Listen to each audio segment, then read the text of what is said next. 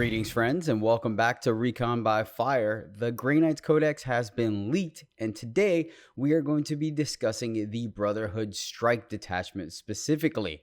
In our previous video, we discussed the Banisher detachment, so if you're interested in seeing that, definitely go check it out. But without further ado, let's dive on in. The detachment rule for Brotherhood Strike is Fury of Titan. Each time a unit from your army is set up using the Deep Strike rule, until the end of the turn, they are able to reroll any hit or wound rolls of 1. So right off the bat, you have the potential of using this ability all 5 rounds if you're going second. The downside, though, is the fact that at best, you're only going to be able to buff 4 units at a time if you count something like a Calidus Assassin.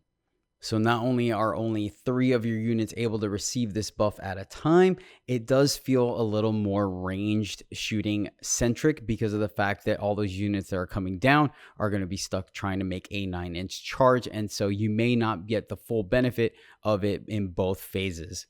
It also specifically states Deep Strike, which means your units coming out of strategic reserves won't gain this benefit. So if you have some allies or some other vehicles that don't have Deep Strike in them and they're coming in from strategic reserves, they unfortunately won't get this buff. And lastly, it cares about things coming in from Deep Strike for it to trigger. And sometimes if you've played Grey Knights before, you know units are going to get picked up and they're going to come back down simply to perform a action or hold down an objective, not really get any shooting or charging done. And so that's eating up one of the potential buffs that you have for that turn. Overall, feels good on the surface, but I feel in practice it's going to feel a little underwhelming. A couple of pros for it, though, are the fact that it does not specifically state Grey Knight unit. So, as we mentioned earlier, you will be able to buff the Calidus Assassin. How big of a buff that is, I don't know. Obviously, having certain allies in the army that can go up and down as well, or have Deep Strike coming in from reserves, is a nice bonus as well.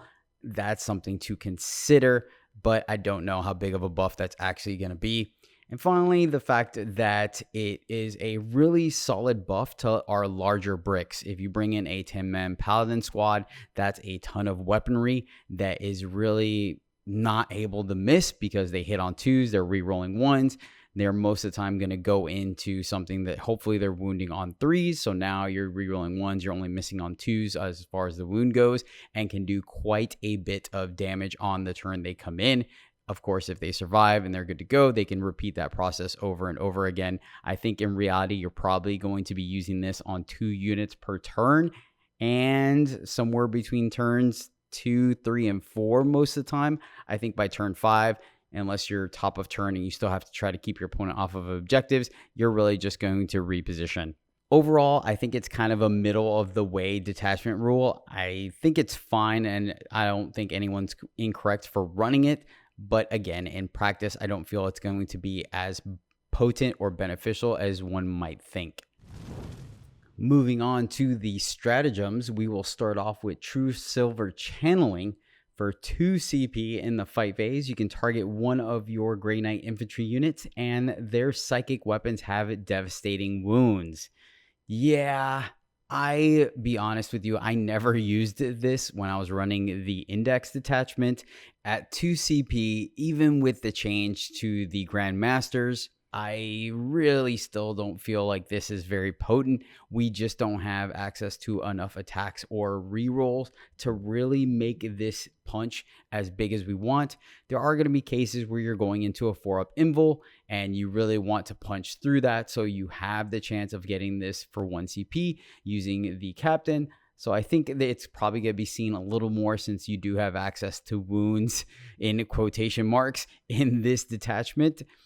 But overall, I'm not a big fan of this one. 2 CP really is expensive for a lot, especially for us that we already are CP hungry, wanting to rapid ingress and things of the like. So overall, I rate this one pretty low personally. Next up is Combat Manifestation. For 1 CP in your movement phase, 1 Grey Knights unit from your army that is being set up using the Deep Strike ability can be set up more than 6 inches away from your opponent's units, and it cannot charge this turn. The only real downside to this stratagem is that your unit cannot charge, but other than that, it is fantastic. Your opponent has to play significantly different to screen out a 6-inch deep strike versus a 9. Maybe not so much for your 10-man squad, but your single NDKs or your 5-man bricks can definitely squeeze into a lot of places with this, able to score secondaries or attack units that your opponent was hoping you were unable to. And I think it's well worth it. We saw this in the index to great potency, and I think it's just as strong here. Purgation pattern is next, and for 1 CP in your shooting phase, you can give a unit that arrived out of deep strike this turn sustain hits 1. Personally, I don't really see this being used on anything other than our purgation squads or our 10-man bricks of Terminators, Paladins, or Purifiers, because really our NDKs, even with the Grandmaster giving the discount, I don't feel like we have the number of shots to really capitalize on this. That being said, again, I think it's fantastic. The number of shots that our 10-man bricks can produce, especially arriving out of deep strike, getting rerolls to hit and wound, I think can make sustained hits very potent. And so you are going to use this, especially when you're shooting into something favorable where you just want to drown them in saves. I think this is going to see some use, and yeah, it's a perfectly sustainable stratagem. Duty Unending is an interesting one. For 1 CP in our opponent's movement phase, after a unit that was in engagement range with one of our units falls back, we're able to put one of those units that was locked in combat into strategic reserves. This is a really interesting stratagem because I think there's going to be a lot of back and forth play on it. Your opponent is going to dictate when you're going to be able to use this, which already kind of puts it a little lower on my list, but it does force your opponent to have some decisions. Do they leave their unit in combat with yours, where you get to potentially fight first and you're unable to shoot and they lock you down? Or do they fall back to keep their unit alive, but then you can put your guys and bamf them out, denying them the shooting or charge into that unit? I think it's very interesting. I like the fact that it's 1 command point, so you're not really punished for leaving it up or having to adjust your game plan too much. It's not as good as Mist of Deimos, but it does have some potential. That being said, it's also not very big of a safety net if, again, your opponent gets to choose whether they fall back or not. And more importantly, there's a good chance that, the unit you charge is probably going to get picked up if it's with one of your 10-man kill bricks. So this one is interesting. I think when it's going to be good, it's going to be good, but I don't know. I keep going back to the fact that your opponent can dictate, right? And it may be 1 unit. It may be one. I don't know. I'm really on the fence of this one. I'm going to have to see it play out if I run this detachment, but I think it's going to be subpar because of that.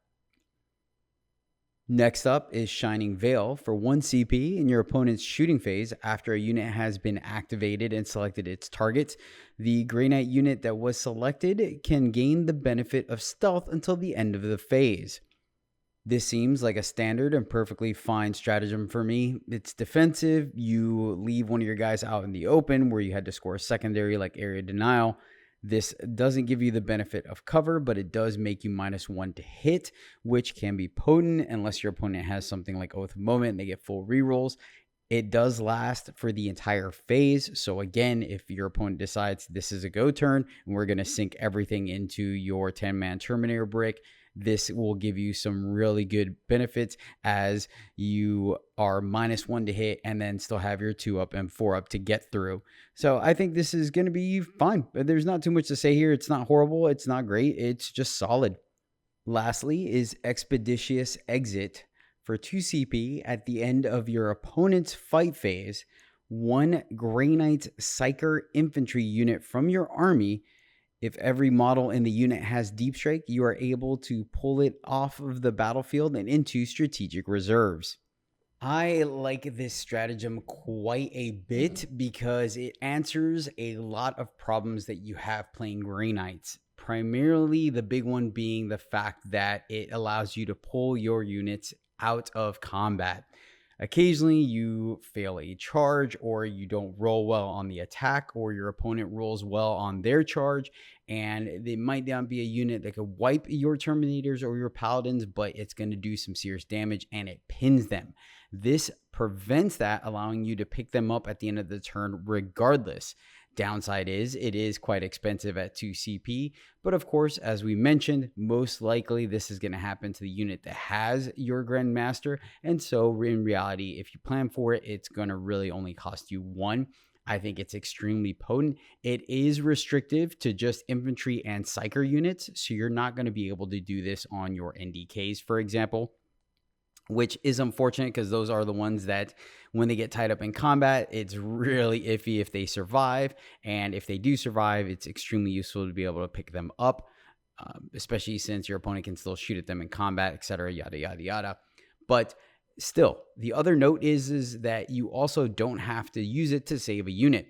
Maybe you're already planning your next turn and your opponent you have 3 units. This does not count towards your 3 units that you could pick up. So effectively, you're picking up 5 units if you include a Calidus in your list, and that could be extremely powerful. Borderline repositioning your entire army on a turn can throw your opponent way off. It also gives you additional flexibility. On the note of flexibility, I will say that you do have to pull them off the table and back into strategic reserves. So it is not like Mist of Deimos, where you're able to also reactive move, potentially giving you the chance to fall back and charge. I think that's why they kind of did not include it, because that may feel too powerful, though it being 2 CP, it should kind of balance out. Hey, I'm not a game designer, so it is what it is. Overall, this is an extremely powerful stratagem, and I think when you use it, the majority of the time, it's going to feel very powerful and like a blowout, and I like its flexibility. Overall, I think these stratagems are good. They're following the recipe we've been seeing lately with 2 very mediocre stratagems, 2 that are middle of the road, good but not overpowered, and then 2 that are very good. They were seeing that here, and yeah, it kind of balances out. And now on to the enhancements. First up is Banishing Wave, a Grey Knights model only. Each time the bear's unit is set up using the Deep Strike ability, roll 1d6 for each enemy unit within 12 inches of the bear. On a 2 through 5, that unit suffers 1 mortal wound. On a 6, that unit suffers D3 mortal wounds. The fact that majority of the time it's only going to do a single mortal wound, which really feels lackluster, means to me that unless this one is really cheap, there's a good chance I'm not bringing it. And even then, it's only if I don't have a good way of filling up those points. So yeah, this one's a thumbs down for me. Purity of Purpose, a Grey Knights model only. Each time the bear's unit is set up using the Deep Strike ability, until the end of the turn, you can reroll charge rolls made for the bear's unit.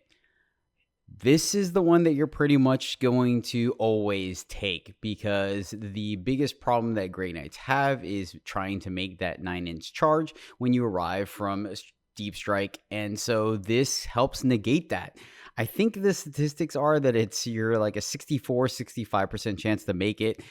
Anyone that's played the Grey Knights knows that it feels closer to like a 30% with the reroll, but such is life.